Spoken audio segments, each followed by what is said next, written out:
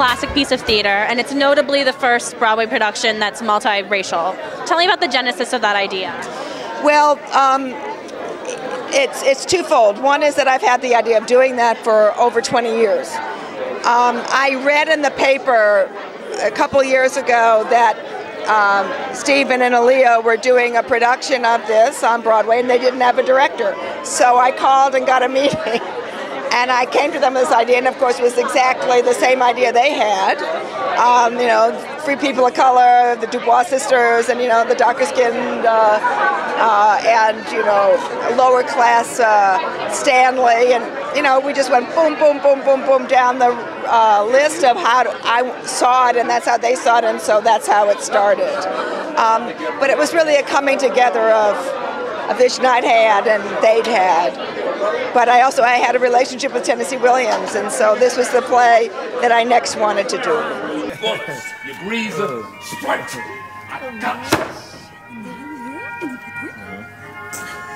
Stanley, what are you doing on my radio?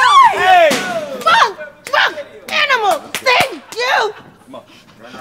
All of you, please go home. If any of you have one spark of decency in you. Hey! Stella, watch out! You think your hands on me? You're gonna have a baby! To me, Stanley is, and I've often said this, but he's a man-child. You know, he's very much the man and the brute and the animalistic person that Tennessee Williams writes about. But he also writes about this person who's very vulnerable, who has a desperation for Stella. Oh, Emily is phenomenal. You know, she's a Broadway baby, but a theater genius, and she's been doing this. She's been at the McCarter Theater alone, I think, 26, maybe 27 years, maybe more than that. But she understands the work, and she herself knew Tennessee Williams. They had conversations about this play. She's wanted to do it like this with a multicultural cast for 20 years. So all of us come to this moment with a great deal of passion and great respect for the work and for the characters. So it has made for an extraordinary working environment and experience. Stella! Stella!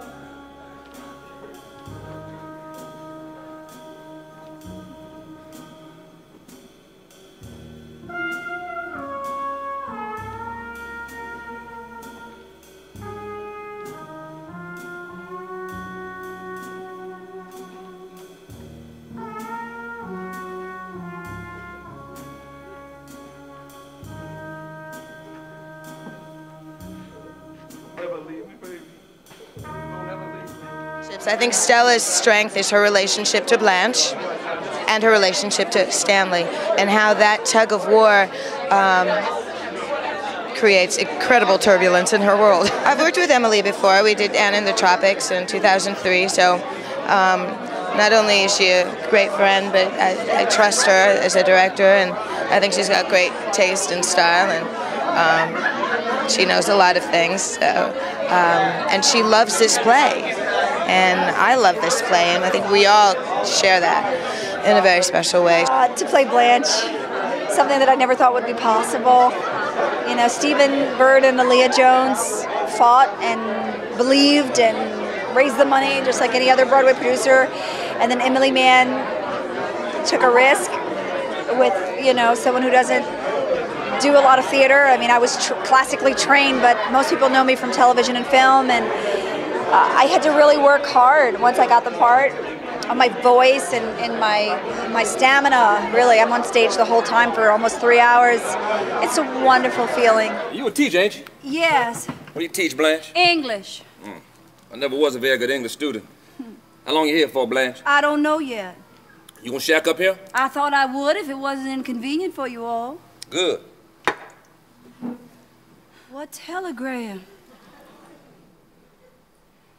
No, as a matter of fact, the wire came... As a matter of fact, there wasn't no wire at all. And there isn't no millionaire. And Mitch didn't come back here with no roses, because I know where he is. Oh. Isn't the goddamn thing but imagination, and lies, and conceit, and tricks. Look at yourself. Just take a look at yourself.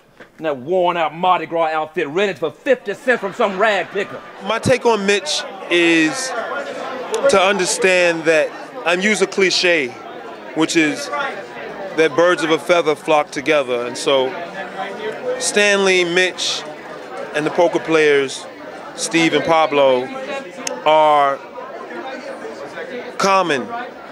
Not just common like the way Blanche calls us common. We are common people, but we have something in common, and that's kind of how we are. I see him like almost like,